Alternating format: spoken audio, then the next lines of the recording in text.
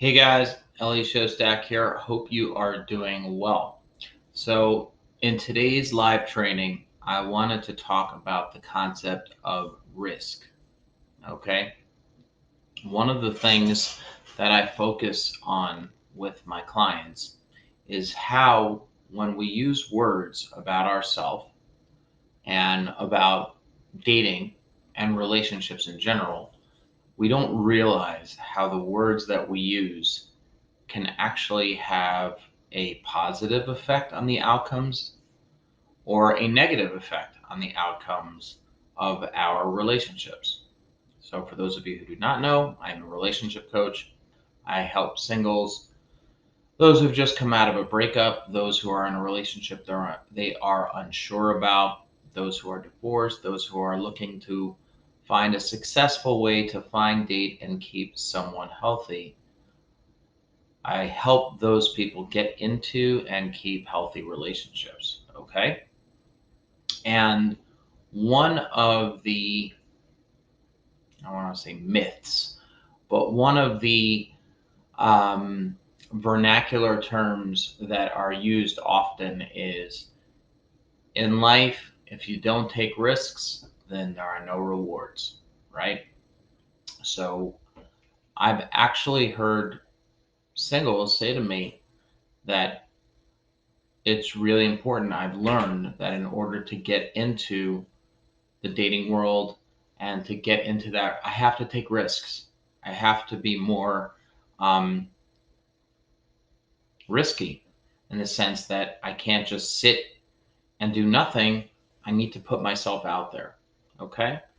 So, yes, it's true that if you just sit at home and do not take any steps or actions towards getting into a relationship, then the likelihood of anything happening for you is very, very little, very small.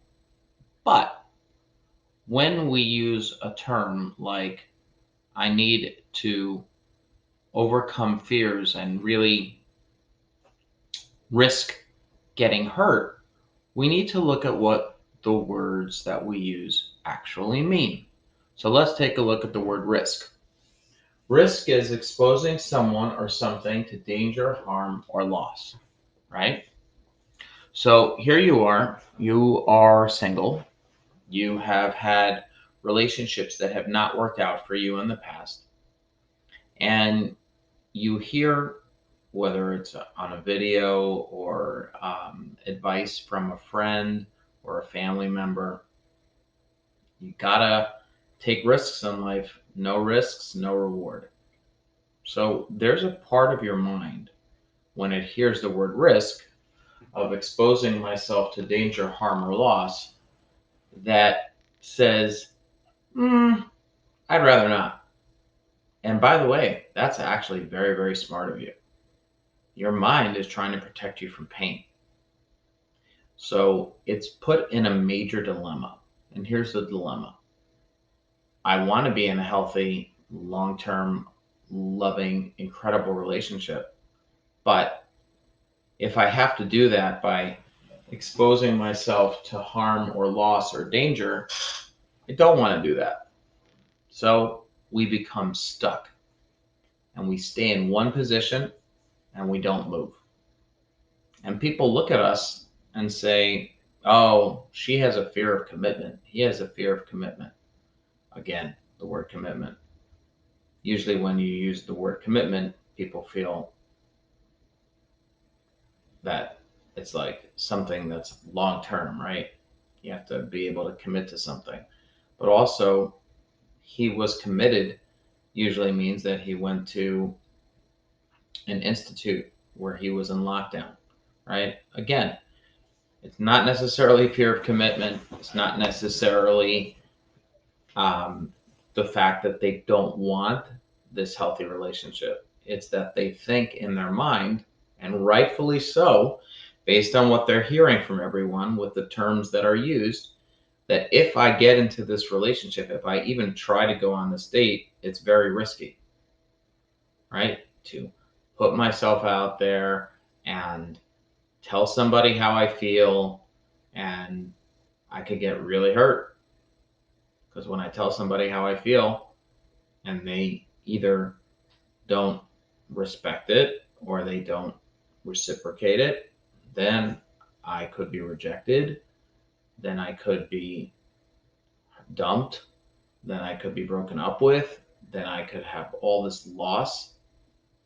So let's try and really understand what successful people do when it comes to their lives and healthy relationships. Okay? If you go to a healthy individual and you tell them, I have two opportunities for you. One where you will be guaranteed long term success and you will have a healthy, normal existence. And you do not have to risk getting hurt or getting emotionally misled.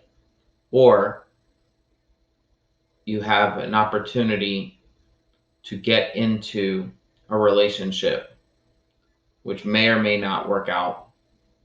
And there's a very good chance of you getting hurt. The successful person is going to say, of course, I take option A. And I hope you would as well. Correct? It just makes sense. So when we look at the world of risk and to be risk averse and you got to take risks, and the greater the risk, the greater the reward. If you look at the world of billionaires, of people who have built tremendous businesses over time, they sometimes are looked upon as these incredible risk takers, right? When really what they're doing is they're trying to build something that has less and less risk involved.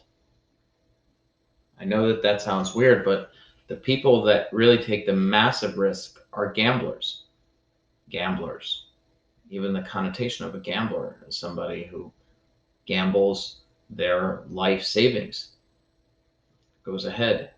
I'm going to take the gamble and go on this woman and go on this guy and I'm going to take a gamble on this guy and I'm going to spend my life with him. I'm going to take a gamble. That's not a very successful way of looking at getting into a relationship. So if you take a look at the really, really successful men and women who have built companies, billion-dollar companies, they actually spend most of their days not looking at what they can lose, but what it is that they're going to keep. And that's not necessarily being risky. That's actually making sure that you have less and less risk so that when you put out a product or when you put out and you start a business, if you start a business in a place where there are no people to buy your service, oh yeah, you got to take the risk. That's actually kind of stupid, not risky. It's stupid, right? Because if no one's going to buy what you're selling, then that's not taking a risk. That's not thinking things through. So it's similar with a relationship. It's not necessarily that you're going to go ahead and risk your emotions and risk getting hurt and risk, but when you view yourself from a healthy, loving, confident perspective and you go into the dating world, you're not really risking anything. Yeah, you might get sad if things don't work out 100%. But if you go into the world of dating with the mind frame of I'm going to risk exposing myself to danger, harm, or loss, then you're already operating from a place of fear. What am I going to lose? As opposed to I am healthy, I am confident, I am secure, I love who I am. I want to get someone who will enhance my life and I can enhance their life. And that's not risky. that's looking for what you want to actually minimize risk. Because when you interact with someone who's healthy and confident and secure in who they are, then the likelihood is they will continue to relate to you in that way, right? And then you actually wind up feeling extremely secure and confident and know that you can maintain what it is that you have. And if it doesn't work out, right? Yes, you might be sad. There's no question. You as a human, we as humans get sad when things don't work the way that we thought, but it's not as if I'm putting my whole sense of self and happiness into this person's hands and I'm risking it all because they have the control over whether or not I'm happy. So the reason why I am sharing this with you is because if you want to achieve success in your relationships, it's really important to take a look at the words that you use consciously or subconsciously throughout your life and question them. Question those words because many of those words may actually be preventing you from getting into an incredible relationship. So, if you are interested in learning more about my Find the Right One coaching program to see if it's a good fit for you, these are concepts that we discuss which have helped the clients in my program get into and keep awesome, kick-ass, wonderful relationships. Hope you're doing well and hope you have an awesome day.